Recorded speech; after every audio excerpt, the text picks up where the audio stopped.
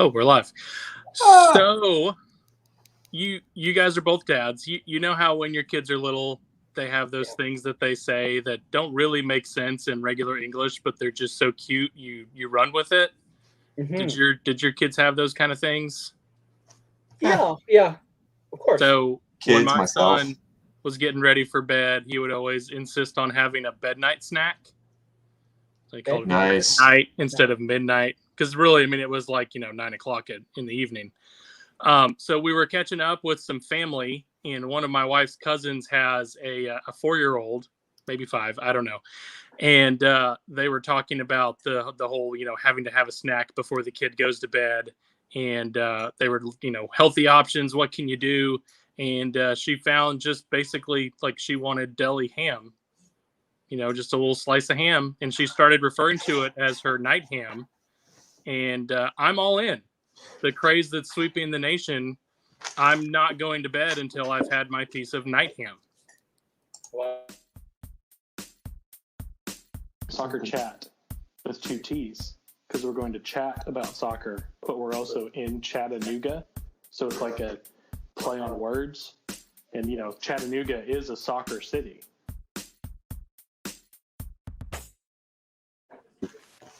Hey, look at that, Alex. We're back. What? Wow. Oh, he was just, he blanked out. He was thinking about night ham. I was dreaming of night ham. Can't blame him. Welcome to season 3, episode 13. Well done, Alex. Great leadership. And we need to make sure that our guest knows it was tofu ham. So just make sure. No, it was definitely dead pig. But we are joined by our good friends, super fans, Kay and Brian. Hello. Welcome. So we're so glad. We just want to bring in Brian's claim to fame. Yeah. Yes. If you want to do it as a verbal meme, Coach Obleda and the referee are Adam and Jeff talking about the power rankings. Yeah. I'm Brian. So who's the confused guy in the background? Is that everyone watching us? No, it's me. No. It's me. Because I'm totally faking it, so it's me. No, so that guy in the maroon shirt, he actually was in the ref's face a lot also. And the girl next to him, she was yelling too. They just, at that moment, I think they were trying to figure out what was happening. But Brian had read the rules. He understood you're not supposed to threaten or, say nasty things to the ref. So he had his arms by his side. You see the cowbell in his right. He was not raising his arms and then he flailing. So he was very respectful. If he raises one hand up, he might take off like Superman. I'm just saying. Yes, he's got the power. He's got cowbell power. Yeah. Yes. And he did have a cape like Alex does. He had just fashioned one of our flags as a cape. So, yeah. I don't know who is scarier at a match. Is it Brian or Kay? Because both of them could probably just freak you out if you're an away supporter. Well, but we're really nice, Yeah, we are. Until you get to know us at a soccer game. Well done. So we're so glad to have you guys. We talk about you being super fans. You guys definitely have traveled around. You've been to a lot of different stadiums in League One, as well as going to a few MLS games around, and women's NWSL and college games. So we wanted to have you on to talk a little bit about those travels, but also you guys were in Omaha over the weekend. So as people who were live on the scene, what did you feel about the Red Wolves' performance over the weekend? Yeah, I always try to find a way to make excuses for teams that are traveling, especially if they're not traveling with the first class accommodations that I assume that these guys don't get. But they're professionals. There's no excuses. I thought that they played well. I don't know, because I never played soccer, if the stadium affected them the way we want to project that it affected the outcome of the game. I thought they came with a good attitude. They played consistent. I think that they controlled the game a lot more effectively than Omaha did. And I still think that I was involved in some type of government test because the people there were not of sound mind. They were like on some kind of experimental drug or something, like a Truman Show type of situation. Like just literally, people came to watch a baseball game, and the fact that soccer broke out, they didn't seem to mind. That's kind of how I felt about being at a game. Yeah. So one of the weird things was, everybody knows it's a baseball field. Yes, I know. We've literally never discussed that. Yeah, wow. That doesn't come up. Yeah. So Never comes up. But the fans, so they had the supporter group that was behind the goal. There weren't really that many. I mean, maybe 30, 40, 50. Well, I mean, not a lot. I thought there would be a lot more. I thought it was proportionate to the size of the crowd that was there. Because, they have nothing else to do in this area, right? And like when we used to travel for Duke soccer, we went to West Virginia when Duke was in the NCAA, one of the Morgantown finals or semifinal, quarterfinal, whatever. And the whole town came to the game and it was packed. And that's how it felt in Omaha. There's not a lot to do there. There's no other sports. Obviously, they have a baseball team of some kind, but there were a lot of people there. I think it was 3,800 at the end of the official count, but not many of them had on soccer jerseys or shirts supporting the soccer team. It was just like they had nothing else to do, so they showed up. I mean, it's a fun atmosphere. They have live music, a DJ playing in the outside area, and that was fun. But so the team comes out and goes back into their locker rooms through this tunnel. The dugout. No, it wasn't the dugout. Oh, okay. It was to leave the field and during halftime and between warm-ups in the game. But the tunnel, it's like a tunnel, but it's open on top. But there's a walkway across the top of it. So we rushed over there, and when our players left the field or came onto the field for the game, we were up there cheering for them. The only ones there. We were the only ones there. I mean, there's hundreds of thousands of 2,000 people there, and their fans couldn't care less about the team is coming in. Right. It was a great. You ever seen the battle, the show, the movie called the 300? It was kind of like the Battle of Thermopylae. There was a choke point in the stadium, and it was the best place to maul your fan. If you're a psycho fan like we are, this is where you maul your team. This is like textbook, fandom here. Yeah, and you're high up, so they can't even touch you, even if they reached up and you reached down. There, it's high. But and so we were there at halftime, and when our players came out of the locker room at halftime to go back on the field, we were up there cheering them on. The only ones up there. We were the only ones there. And their team comes out too. And then at the end of the game, they're doing that fireworks thing. And so our team stayed out for most of the fireworks. The Union Omaha team, they just trickled back through, left on their own, went and did whatever. None of their fans were up there saying great game, or anything. And that's why I think they're all paid actors. Yeah. I do. But and what was interesting? I mean, out in the middle of a cornfield in the middle of nowhere seems like the right place for those kind of experiments. Well, this is where, you've got Warren Buffett's from Omaha, so he may be funding some kind of crazy experiment and pay all these people to come and show up. They weren't very convincing. It felt like it was a movie set. Well, Warren Buffett is the former owner of that minor league baseball team, so there's the connection there. Wow, I thought it'd be the Dharma Initiative, but that's another franchise. But I mean, I don't know. And the supporter group was loud, as y'all could probably hear.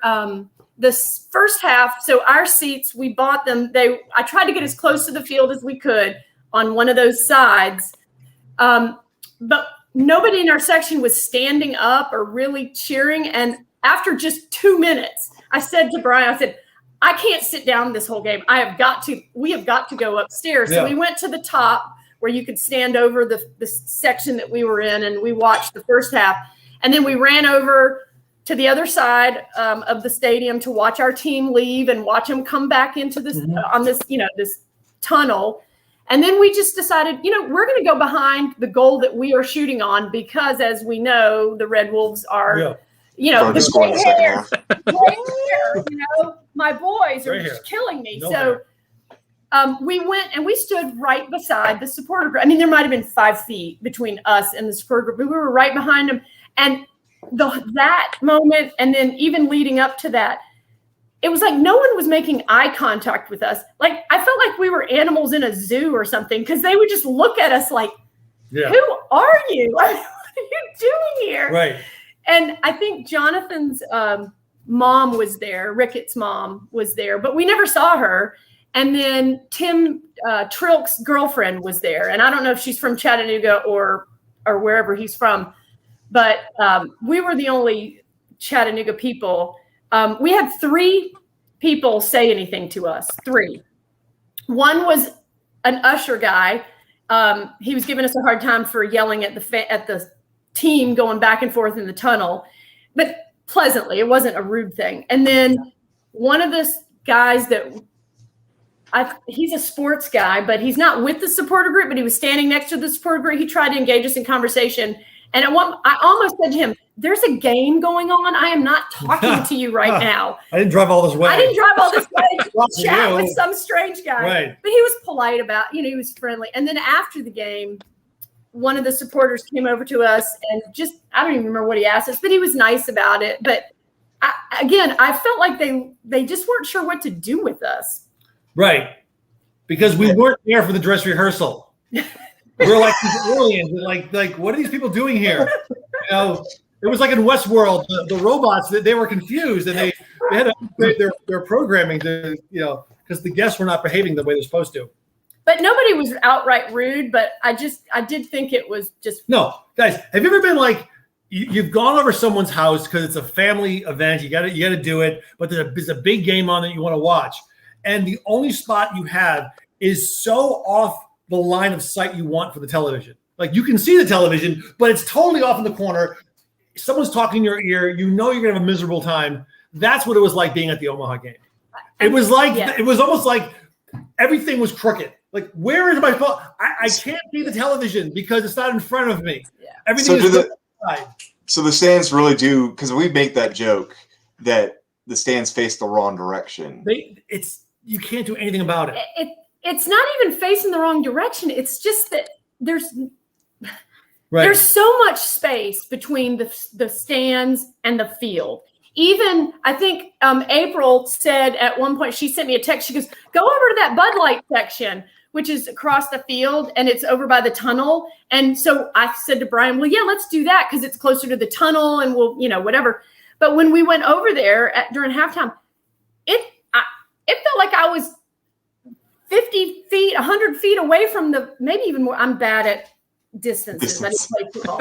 But it was so far away from the field. I said, no, I'm not staying here. I can't see anything. So that's when we went behind the goal. Well, when you're accustomed to this close. Yeah, exactly. Exactly. So, okay, I got to ask you. So is the furthest away in our stadium, when you go up as far away from the pitch as possible, is that closer than the closest you can get to? Oh, yeah.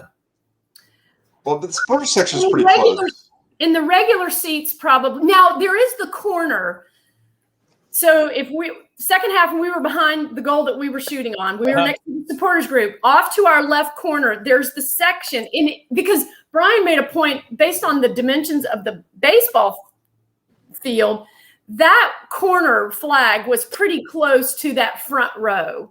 But then the row angled away from the field because of the way it's basically right. It's basically right field. Yeah. And so being behind the goal on our end, not on the other end, because there was a distance again, because that's by the home plate, third base side. We were very close. I mean, I could have reached down and fallen over, but I could have probably touched one of the players that came to get a ball that went out.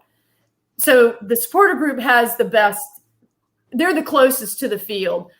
But as you know, sitting behind one goal, you miss, angles. But on the upside, they're a lot closer to the away goal than we are at our stadium. Because where they're standing, it's only like 80 yards or 60 yards to the other goal versus 120. Yeah. Bazinga. Yeah, their goalie. I mean, standing at the 50-yard line, looking at the field, left to right, you're standing. Oh my gosh! You can tell it's short, but when their goalie kicked the ball from his box, and it almost made it to Tim Trilk's box. Yeah, it was so obvious. It was so obvious every time. I mean, every once in a while, sure, anybody can kick a ball far, but it was so obvious, and it just seemed like kickball. I mean, they just went back and forth. It was So kind of turn away a little bit from Omaha. Let me ask you guys this. As we all know, you've traveled to multiple stadiums. I think you said this might be the furthest you would be willing to drive to a stadium. As more teams are coming on next year, we're going to have teams going further out west than just Tucson. Are there other areas you're planning on going? And when you go to these places, what are the things that you do to make it more than just a soccer game? So we're vegan, whole food, plant-based freaks from hippies. And we like beer. We like beer. So I'm Julie, the cruise director. And so sometimes it's while we're driving, but usually in advance of a trip, if we know we're going to Richmond or, Omaha, I'll research vegan restaurants and brew pubs because we want to, taste local beers. Mm-hmm. So we always do that. In Omaha, we actually found a really nice garden, the Lawrenson Gardens. And so we like plants, we like landscaping and gardening. So we put that on the list. I run. So, we did a little run. I was able to run from Nebraska to Iowa. Wait, you went on vacation to run? Guys, our vacations used to be Ironman races. Yeah. So, yeah. All three of us are very confused right now. So we always try to have something to do, and we try to make sure that we have time on either side of the game so we can do that stuff. We drove Friday and it was 12 hours and it was long. I mean, Brian drives the whole way. And so it was a lot. And so on the way back on Sunday, we stopped in St. Louis. So dodgy town too. Yeah. St. Louis is sketchy, man. No, East St. Louis. I don't care what person was here. St. Louis is a tough fucking town. It's tough. Sorry about that. Yeah. So we there always goes our clean rating. Yeah, sorry. Damn it. They did it again. Wow. They're going to cut you some slack because you're talking about St. Louis. Yeah, there you go. So we went downtown and we saw the arch. I'd never been to St. Louis before. They were getting set up for the fireworks. And then we found this really cool Mexican restaurant, just on the internet. I mean, I don't know what we did before the internet to find cool places. We always try to find little pockets of cities where we think, oh, I could live here, or we could live there. So far in every city we've gone to, we've found such a place, except Omaha. Yeah. We're not moving to Omaha ever. I'm not moving to Omaha. I don't care what you offer me. So even if the Omaha fans didn't already hate Red Wolves fans, this interview alone might get them Really? there. You think they're going to see it? Really? Sorry, folks. I mean, it's just based on what we like to do. I mean, we did find a very nice, I'm going to shout out Benson Brewery. I don't know if you can see it. Hold on. I'll get it so you can see it. Hold on. Let's see here. Yeah, Benson Brewery. And they were really nice. So that's one of the things we like to do. And we talk local with everybody. Mm-hmm. But yeah, I mean, the topography is the geography. It's just not our thing. No. And so, yeah, Omaha, I don't think we could find a space there. Probably not a huge vegan scene in the middle of beef country. No, right, not really. I found a few restaurants that we would have tried, but the holiday weekend screwed up their schedule. So right. They also have corn, so they have a lot of corn there. Oh my God! Yes, way too much corn that human consumption could possibly justify. Yeah, so where's all this corn going? It's going to feed the cows. It's going to feed the cows. Yes, exactly. That's another corn podcast. fed. Yeah, we'll different podcast. Sorry, wrong podcast. So that's what you got. Also curious here before we wrap up, what has been probably your favorite place in League One to visit? So the first time's always the best, right? So Greenville was our first road trip for USL League One, and we went not knowing a single. We didn't know any of y'all. We didn't know any Red Wolf fans. So we just went, and the people there were so nice. The ushers and the staff and the fans were really nice. Now, we didn't go over to the supporter group. So that's always going to be kind of one of our favorites. Our second favorite, Richmond. Uh-oh, there's a fire engine outside. Sorry. Yes. So Richmond we like because we found a cool little section of old Richmond that had some breweries and vegan restaurants. So to us, that's cool. And this was in 2020. And as you know, what happened, the result of that game, we knocked Richmond out of the playoffs. Yeah, nice. So that was fun. Yeah, we enjoyed that a lot. But, you know, I mean, I've said this before on our small group chats that we meet people everywhere we go, right? At the Mexican restaurant in St. Louis, we met a guy who knows one of the goalies for the CFC team. And he was telling us, well, St. Louis is getting an MLS team. And we said, well, we're Nashville season ticket holders. So excellent. We can come to St. Louis. So we always meet people that we probably wouldn't meet. And the same with the supporter group with Chattanooga Red Wolves. I mean, you know, we're older. We don't have children. You know, we live in North Chat. And I don't know that we would meet all of you and all the other supporters, but for the Red Wolves. And I just think that's really what makes it really worth the effort, I think, to not just support the team, but to be part of the team.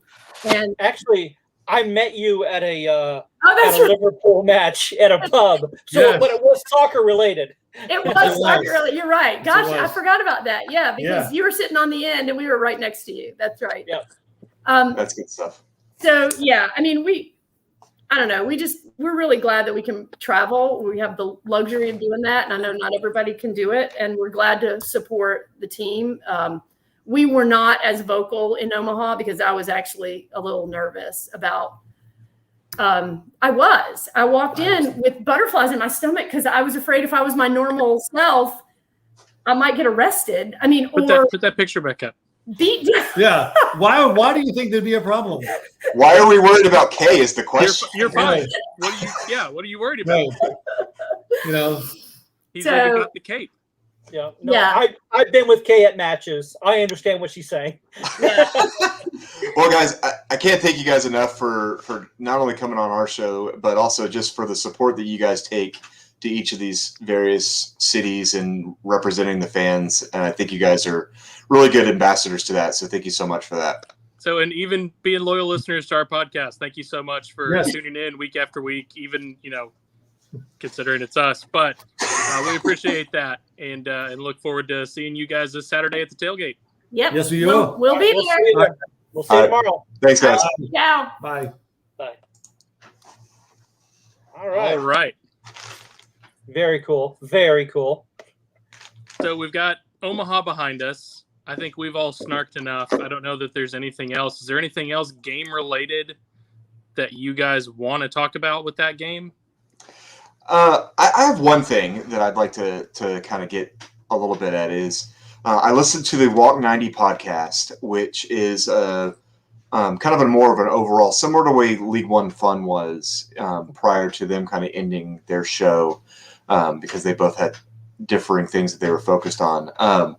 That's kind of does an overall, and they had a guest from the Omaha podcast on their show. So I was like, oh, I'd be curious to get their input and just hear what they said. And they had a major issue similar to we did with the refereeing, but it was the opposite, right? Because they're seeing it through their lens. But one of the things that they brought up was talking about how it seemed like there was a change from the yellow to a red, almost like she got convinced by our team versus her just making a decision.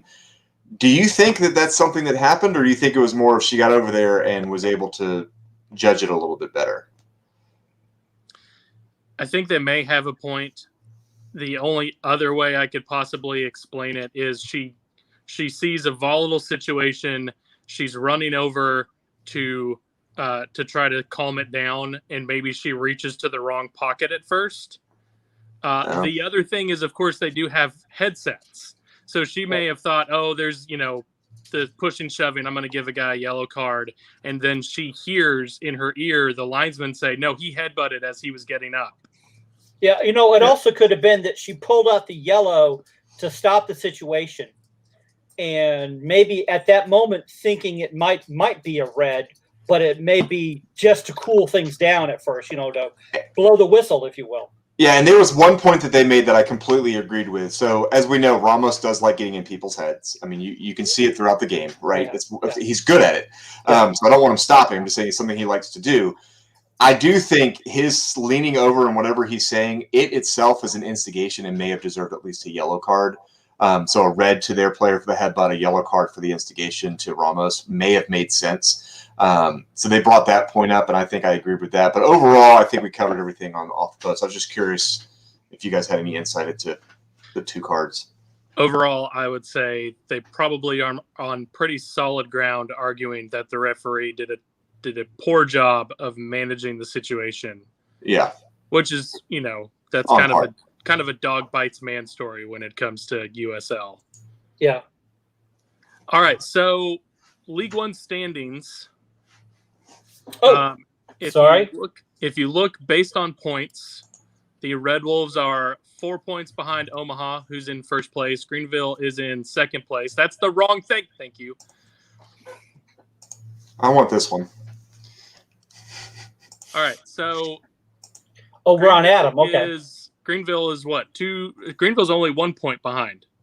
Union Omaha doesn't play this weekend. Greenville has a match, I believe, against North Carolina FC. We play Saturday and Wednesday against Tucson and South Georgia.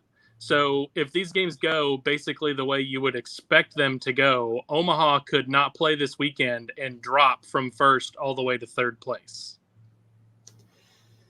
Yeah, it's reasonable. And I think us saying that we could win both games is not unreasonable either. I mean, you look at, Tucson's at 1.2 points per game, and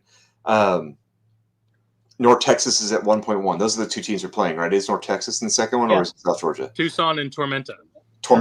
Yeah, so Tormenta at 1.14. So, I mean, they're both really low on points per game. You can't look at the overall points still, because when you look at overall points, you get games like Inter Miami too, which I love that they call them that instead of calling them Fort Lauderdale. But you get Fort Lauderdale, who has 17 points, looks like they're in fourth, but they've played 5 more games than us. And South Georgia at 16, they've played 5 more games than us. So it just doesn't give a real good insight. So you have to look over at this points per game column. And right now, us and Union are tied. But if we win both games, we're going to be in the first place with the same amount of games played and have a 2-point lead on them. So the other thing that I wanted to mention with the standings, if you notice, we have played the fewest amount of games, tied with North Carolina in the league, the fewest number of games. And there we are in third place on points. Yeah, just on straight points. We're a point ahead of teams that have played 5 more games than us. And so that really speaks to the strong start that we've had and the quality that the team has shown. And did a lot of that missing, our best players, Rafa Mensigan, Ami Pineda, a guy like Walefi, who was able to kind of get in early in the season for a little bit, but then had to go back out with an injury. So it really speaks to how strong a start this team has had when you've got us there. As we start to catch up games wise, hopefully that'll help us leapfrog some people and maybe even pull away. Yeah, I think this could be a moment to jump ahead. If we keep that momentum, of course, the good thing is we got 2 at home. I think it'd be rougher if we had the home and then the road again. But I think having them back to back at home, I'm feeling hopeful, and I think that Tucson is that would be Phoenix. It would be North Tucson. Is very vulnerable, and I think we want some payback against Tormenta, and it's different when we play at CHI.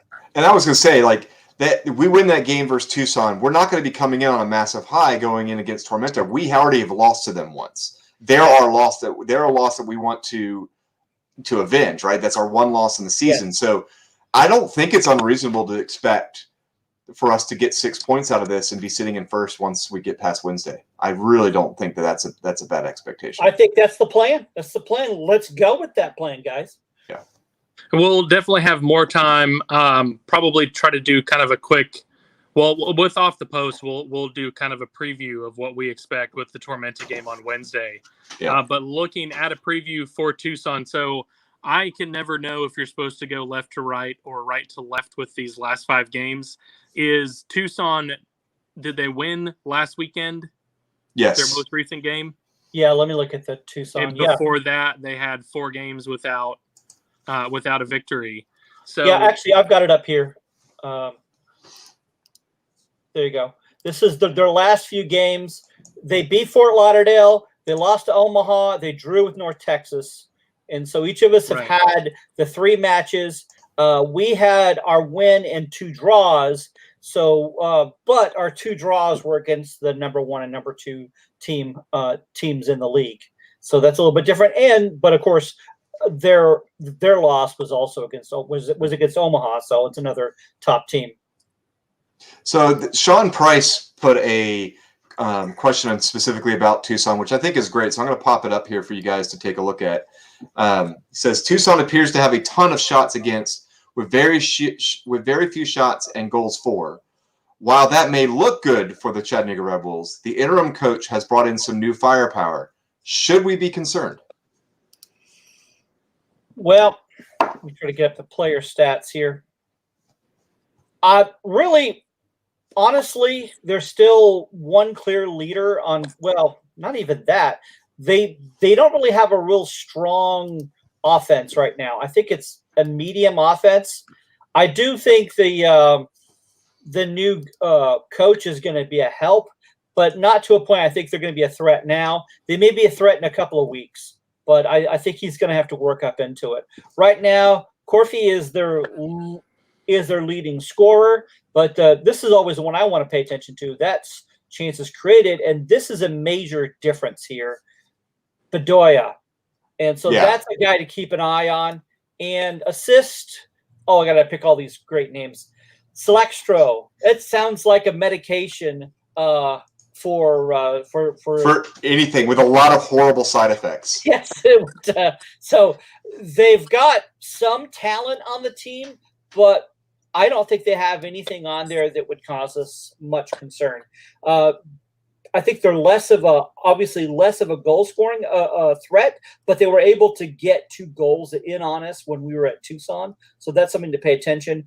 They don't have the best defense, but our defense is that one area that outside of finishing in the final third, those are the 2 main areas we have to work on ourselves. But I think it's still in both areas. I would still rate us higher than them. Yeah, it's a game that I believe we definitely can win and are the stronger team, but they're not a team that we can take lightly. We got our first win in Tucson against them. I'm trying to remember back in 2019. I think they came here the one time, and I think it was a draw. We beat them last year that we played the very first game of the season and then never saw them again. So, they already had kind of their little new coach bump. So you would expect them to maybe kind of regress to form in this game going on the road. They think they can deal with heat, but it's not the heat. It's the humidity. Well, okay. It's going to probably be, I've seen the forecast kind of has some clouds and rain, and so it may not be overly hot, but it probably is going to feel like a sauna in the stadium on Saturday. Well, the other thing to factor in with Tucson this year, because it kind of feels like they're in a rebuilding, and we have to remember that they severed ties in the off season with Phoenix Rising, because for the first 2 seasons they were the B team, and so they're on their own, and so in a way they kind of are in a rebuilding year. I do suspect they're going to be a little stronger when the season ends, but I don't think they're going to be too high up there. So, looking at the Red Wolves, do you guys see any changes from the team that took on against Omaha?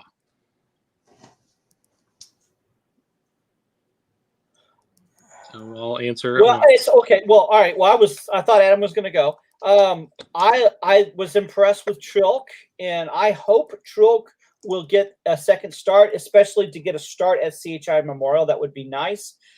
And I know that there's going to be some mixed opinion on this, but I I would think because Galindras was only able to play a little over a half, and he had to come off. He came off pretty early in the second half.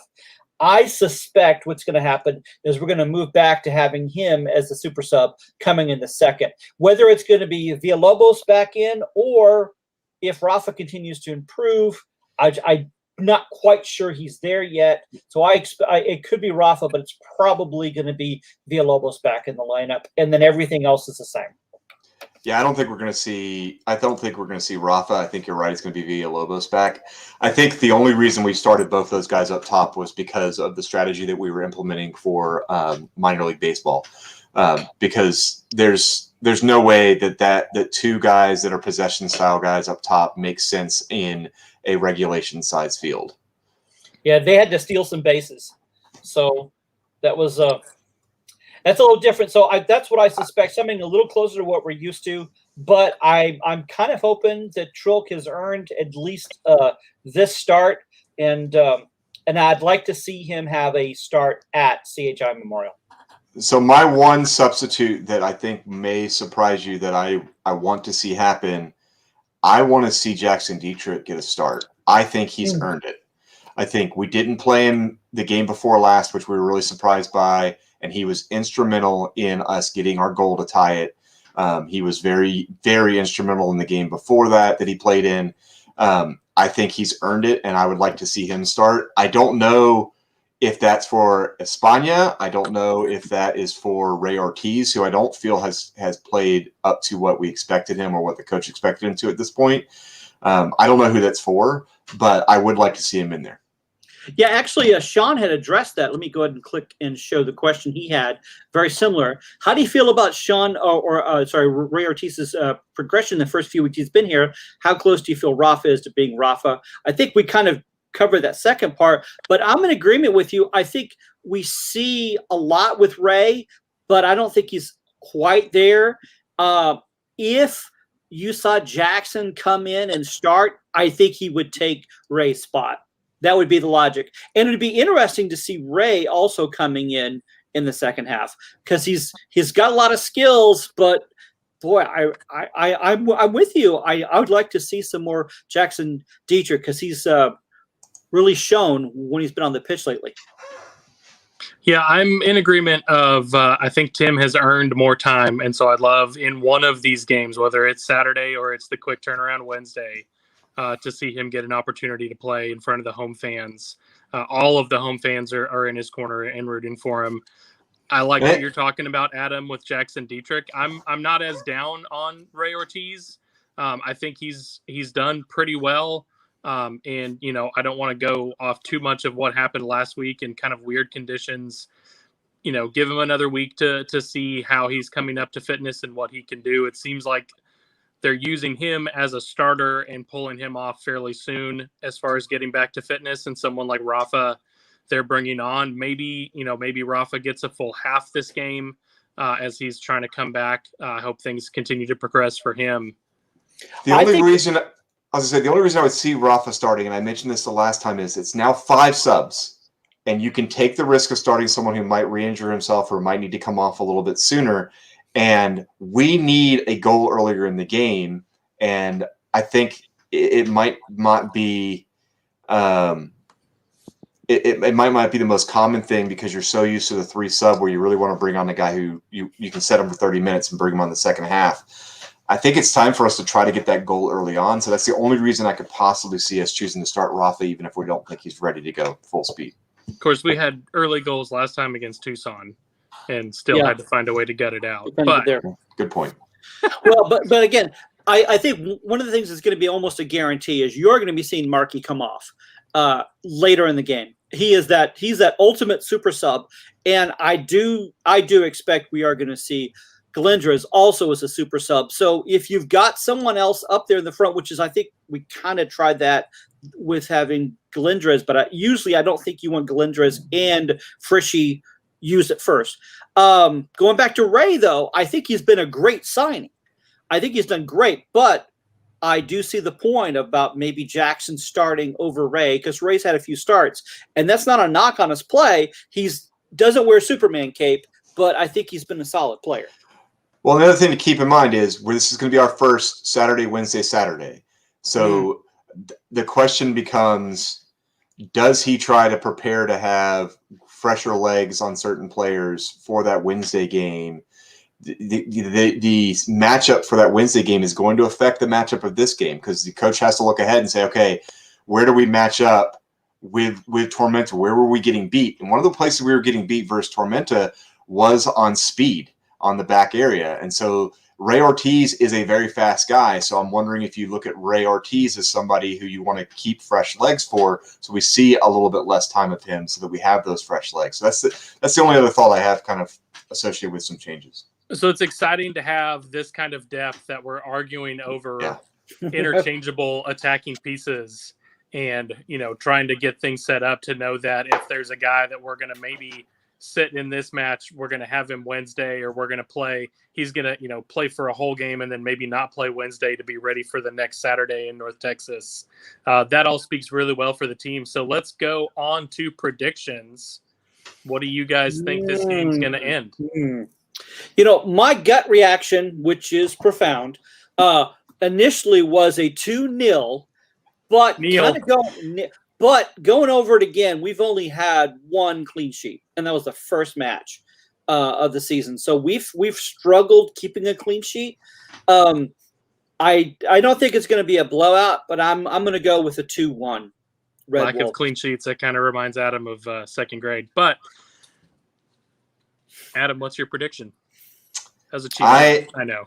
I am going to actually expect a clean sheet here. I am also expecting for us to expand our goal differential to help position us for, if we win both our games and Greenville wins their game, we will be on top on goal differential. I'm predicting a 3-0 victory. So Adam is being the optimist. Cue the apocalypse. It has begun. Can I just insert a brief rant here? It's really irritating to me watching a whole bunch of League One social media things celebrating Marios Lomas and the 2 goals he scored a week ago when he should have been suspended because he open hand slapped Jason Ramos. That's all I got to say. It irritates me. Oh, how great he is. Yeah. He never misses. He certainly didn't miss the upside Jason Ramos's head. Except for the 5-foot wide shots that he took against us. But yeah. And the ref was afraid to give him a red card because he didn't want to upset his childhood hero. Anyway, I see. He was wearing green. I see these games going well for the Red Wolves. I see the possibility, if you're going to get a clean sheet, these are 2 of the teams that I think you're going to have a chance to get that clean sheet against them. So I'm seeing Saturday, I think a 2-0. 2 Red Wolves, 2 Tucson nil. Well, I am the one being the most reserved, and I'm usually the most Pollyanna of the group. So we have entered another phase of the schedule. Well done. So, all right, let's do a quick area roundup. So first off, keep in mind Saturday that the Red Wolves are doing a happy hour. Get to the stadium early at 5:30. Gates will open, and beer will be 2 for $1. Even the good beer, 2 for $1. And they've got one of the party pads that they call it down on field level will be open. You can kind of have an up close view of the team warming up. Enjoy the 2 for $1 beer. So get there early. You may see some Soccer Chat boys enjoying 2 for $1 beers. Also, of course, the tailgate in the north lot will definitely be there. Also, on Sunday, Lady Red Wolves playing their final home game against SSA. Now, this is the club out of it's either Marietta or in that area. It's the Marietta area. It's the Marietta group. And this is the team that we have gone twice to face them, and each time lightning has struck and canceled the game. So we haven't finished a game yet against them, but I do think we are strong favorites. I think we're pretty well secure in getting a postseason, but I think a win against them twice really improves our chances on where we're going to be for the playoffs. Yeah, so our current standings, we are sitting in second behind the Nashville Rhythm. Right. Nashville has played 9 games, so a win here puts us into first because that'll put us to 22 points. They are at 20 points, the Nashville Rhythm. And then no one else in our area can catch us, right? Alabama FC's at 12 points, North Alabama 8, and SSA, Southern Soccer Academy, who we're playing, their last 5 games have been 4 ties and a loss. So not expecting a lot of them. They have a grand total of 7 points.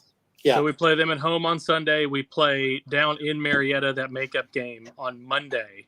And over the weekend, National Rhythm will be playing Peachtree MOBA, which is not a pushover.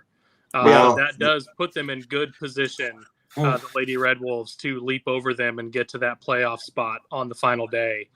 If you go to the stadium on Sunday, 2 things to keep in mind. Your ticket gets you a free Little Debbie. Yes. If you don't want that Little Debbie, go find Wolfman Jeff. He will take it off your hands. And Brewski will be there doing live free tastings and things. Brewski, wonderful citrus shandy beer. But yeah, you can get a free sample before, during, and after the match, and see those folks with Double Cola. And we appreciate that sponsorship they do with the Lady Red Wolves. So also keep in mind, Park City is going to play in a week. This weekend, they're in this funny division out west. There are 3 teams in their division, so the other 2 are playing each other. Ogden City and Colorado Rush, I think, is what they're called. They play each other this Saturday. If Colorado Rush wins, they will go into a tie on points with Park City Red Wolves, and as long as they draw Ogden City next Saturday, they will be in first place and in the playoffs as well. Dalton Red Wolves have a couple games remaining. In fact, they're playing tonight. I have no idea what the score is, but good luck to those boys. But they're a little farther down in the table, so probably not looking at playoffs for Dalton Red Wolves this year. That is your area roundup. All right. Little Debbie and a brewski. Yes. Sounds like a good Sunday to me. Swiss roll-ups, I tell you, those are divine and devilish at the same time. So moving on to European and Copa America, we've got Italy and England. Yes. And we've got Argentina and Brazil. Yeah, two massive matches, and in both cases, I'm going to lean England, but I can't write off Italy.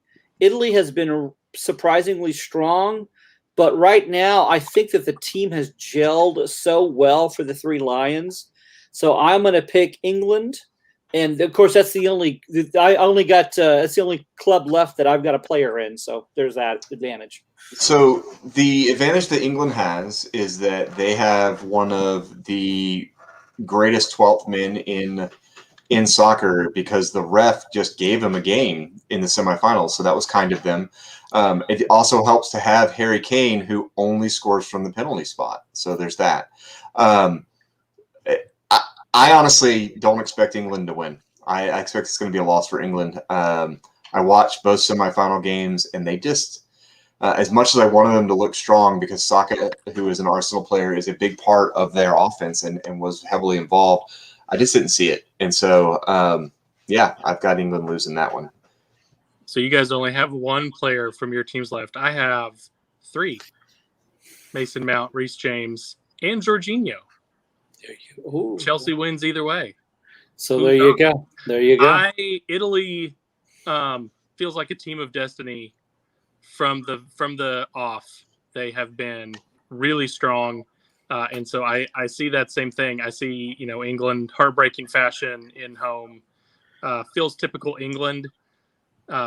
But even then, the last 3 major tournaments, they've been to 2 semifinals and a final. I think that's a really good run for any team. Nothing to sneeze at. They're really, they seem to have a really strong squad. And we'll have to see what they do in the World Cup as well going forward. Copa, I am going to go with Brazil. It's I haven't been following this closely. I do suspect that is the match that the Red Wolves players are following much closer than in Europe. Just kind of looking at their chatter. I'm going for Argentina. I think even though yes, there's all the Portuguese speaking contingent on my Wolverhampton, but I've been to and on your Red Wolves. And on my Red Wolves, yes. But I've got I've been to Argentina. Maybe there's that, and it's a Pirates' favorite place to go on vacation. It is. There you go. It's so I'm leaning Argentina this year. So it's interesting. You look back at how did they get here, right? So Argentina, won on penalties in the semis. They won versus Ecuador with in the quarterfinals pretty easily, 3-0. I mean, Ecuador got a red card, but it wasn't until the 90th minute. And then you go and you take a look at Brazil, and Brazil had a much tougher road recent. Like they won by one, versus a team that they beat 4-0 earlier. Like in Peru, they only beat them 1-0. So it's kind of like, do I go off of what I'm seeing on the field, or do I go off of what I'm expecting to see based off of historical wise? I'm going to go historical. I think Brazil wins this one. I don't think this is Messi's year yet again. So that game's going to be taking place simultaneously with the Red Wolves match on Saturday, and we need someone with hacking skills. When put that on the board. Someone is attacking the goal with the board, we need to try to get that up on there and see if we can distract the players, Tucson players, as they're attacking, see if they'll watch the match. Well, we don't want to distract our own players, though. That's the thing. I'm trying to think. That's why I'm saying when Tucson is attacking, so they'll be looking at it as they're trying to go to goal. We'll have our backs. And in the second half, we're going to be going the other direction, so we don't. And that's usually when Galindrez comes in, and he is a Portuguese speaker, but he'll be going the other direction away from it. So I think that hack needs to happen. That sounds good. Well, all right, Bob. I had nothing to do with this. If this happens, it's totally one of these two. We're just going to plug this. We're going to plug the Amazon Fire Stick in the back of it. Like that's how that works, right? Wow. Yeah, no, I'm pretty sure that's all it takes. There's just a USB or an HDMI in the back of that huge screen. I just watched Black Widow, so I'm expecting it to be a lot more posing and a lot more spy stuff with that. So well done. All right, so next thing, it was announced the new Amazon Prime series, All or Nothing, going to be Arsenal. This is like soccer's version of what's that HBO show with the football? Ugh. Do you guys really not remember the name of it? You're just staring at me. Come on, guys. No. You have to pay for HBO. Touche. So I'm surprised you even know about it because you were very reluctant to pay for anything. All or Nothing, Arsenal. Who's excited? Obviously not Adam. Well, it'll be interesting how much that they focus their show on past glory, because there's a lot of past glory to look at for Arsenal. So, no, wow. that wasn't a slight. That wasn't a slight. Below the belt. No, I mean, no, I'm talking to like their invincible season and so forth. That was, that's something to be proud of. I mean, that was 18 awesome. years ago. Hard Knocks. Thank you, Sean Price. Yeah. Hard Knocks. That's the show that I was trying to think of. I thought that's about my comment. So Adam, who's the player that's gonna do the JJ Watt staying behind, working out, doing all the stuff for the cameras? Who's the Arsenal player that's gonna do that in this program? Who's basically the whole thing is just for him to show off? Is that what you're going with? Yes, yeah. Like there was a Hard Knocks one with Oakland Raiders quarterback David Carr, who kept putting baby oil on himself whenever he was going to be on camera to try to show off his muscle definition. My team has the baby oil guy, so just want to clear that up. But so who's the Arsenal guy that's just going to try to do all those things to make sure that he's getting seen? So, and honestly, there's not any real player on a team that I would say is a prima donna. Like Alexis Sanchez would have been that guy back in the day. Don't spend enough money for those kind of guys anymore, right? Yeah, I mean, even the ones that they are definitely like Bellerin is someone who's definitely going to be prepping for the camera, but I think he's just doing that because that's what he does all the time. Like I don't think it's because the camera's on him. I think it's just Are there any of them that refer to themselves in the third person? No, we don't have any of them that I'm aware of. There are That's none no of those. fun. Yeah, it's not a team that really is going to create that sort of stuff. Like they're kind of bland. Like I'm just not excited about it at all. Only way I can get excited about it is if it ends up being like there's a blog I follow called Arse Blog, and on Twitter he posted the late '80s clip from when they mic'd up the ref in a game and forgot to tell the Arsenal players that the ref was mic'd up, and it is absolutely hilarious because they call the ref a cheater, they cuss at him left and right, and all these other things. You're like, oh, that's real insight. So if it's like that, I might be interested, but I don't see Amazon bringing me that, and I don't see Kroenke and company being happy about that. So I'm expecting bland. That's the thing these days. Arsenal is going to have authority over Final Cut, and they're not going to allow any of that to be in there.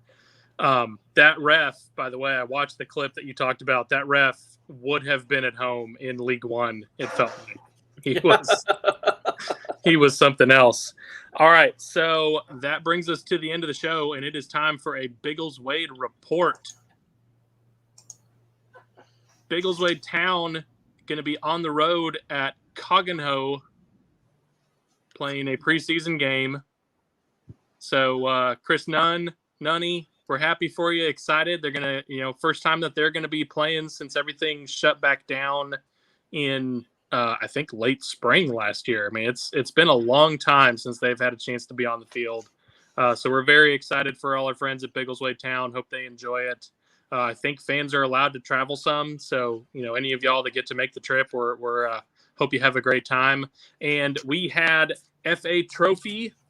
For those that don't know, the FA Trophy is kind of a smaller tournament that runs just for the semi-pro teams. So Tottenham's in it? No. So like instead of here in America where a lower professional league throws a tournament where they invite a bunch of amateur teams that they can beat up on and then claim that they won a trophy. Independent Cup. They have just the semi-pro teams playing this tournament, the FA Trophy. And they get to play the final at Wembley. I mean, it's a really cool thing for these lower division teams to get to take part in. So first couple rounds have been set. So Biggleswade FC is going to be playing at Yaxley. This game's not going to take place till October, but it'll be in the second round. Biggleswade United taking on Southend Manor. So there you go. And also the very early rounds of the FA Cup, which of course is how we found out about our friends at Biggleswade in the first place, was me trying to follow kind of from beginning to end in FA Cup. Yeah. So the extra preliminary round, this is the extra preliminary round that sends people through to the first qualifying round. Okay. We have Saffron Waldentown. Sounds like a fun place. Is going to be visiting Biggleswade United, so they'll be at Second Meadow. That's the one that you'll get to watch on Twitch with our buddy Josh Roberts Law doing the play-by-play. And then Biggleswade FC in that first qualifying round is going to be taking on the winner of Harborough Town and Rothwell Corinthians. So whoever wins that extra preliminary round between those two will then be playing against Biggleswade FC. I don't know if Biggleswade FC knows if they're home or away yet. And Biggleswade Town not going to go until the second qualifying round, and also not right off at the FA Trophy. So they did not have fixtures announced today. That is your Biggleswade report. So that was Saffron who? Saffron Waldentown. Waldentown. Well, that sounds like the name of a pimp in some kind of B movie. So you're saying I shouldn't have just Googled it, is what you're saying. And with that, I think it's time for me to go get some night ham. Some night ham. There you go. Yes, because we can't find the bagpipes. We will see you Saturday at the stadium. It's going to be great.